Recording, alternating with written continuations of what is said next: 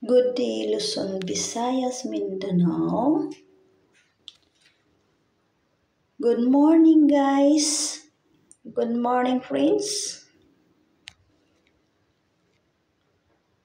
Bahagi ko sa inyo ang aking Doña Aurora plant. Ito ay nabili ko nung siguro may 2 years na nakalipas. Maliit lang siya. Tinanim ko siya sa lupa diretso, kaya ayan, lumaki siya. Naging big tree na siya. Flex ko sa inyo, guys. At isa rin, ang katabi niya ay isang puno ng guava. Yan, itinanim ko rin dyan. Hindi ko akalain na iyan ay native guava lang siya. Itong guava na ito, itong bayabas na ito, ay napapakinabangan namin. Kapag masakit ang tiyan mo o masama ang tiyan mo, kumukuha kami ng dahon dyan. Yung talbos ng bayabas, ilalaga namin at ang tubig na pinaglagaan ay aming iniinom. At after 20 minutes, okay na yung aming tiyan.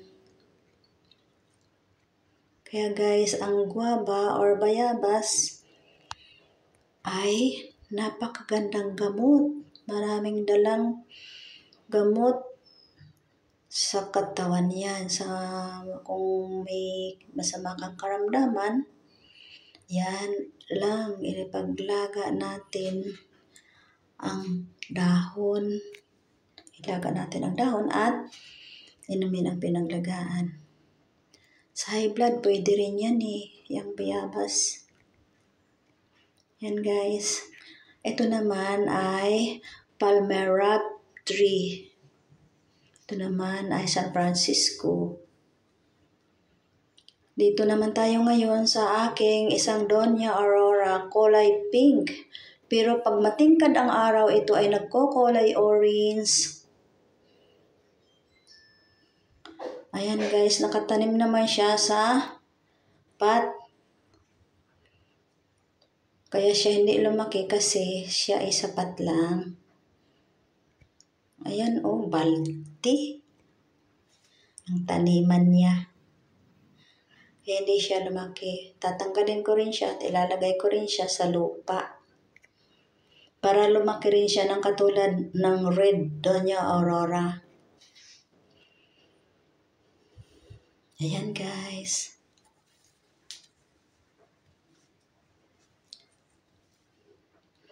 Ito naman ay variegated. Tanim ko rin yan sa pot.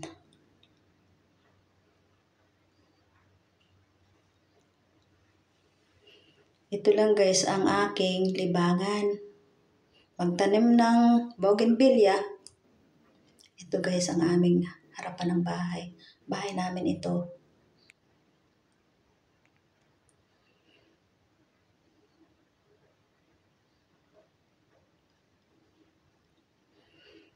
Libangan ko guys magtanim ng bougainvillea, pero sa ngayon dahil tag-ulan hindi ko pa ma-flex sa inyo ang aking bougainvillea kasi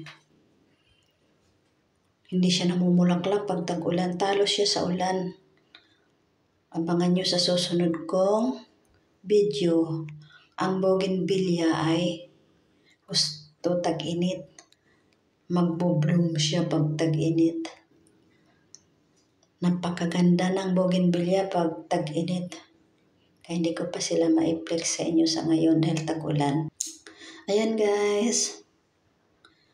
Magkatabi ang Doña Aurora at bayabas. Pag namunga ang bayabas namin, hitik-hitik sa bunga yan. Kaya lang siya ay native lang. Sa katunayan ngayon, marami siyang bunga.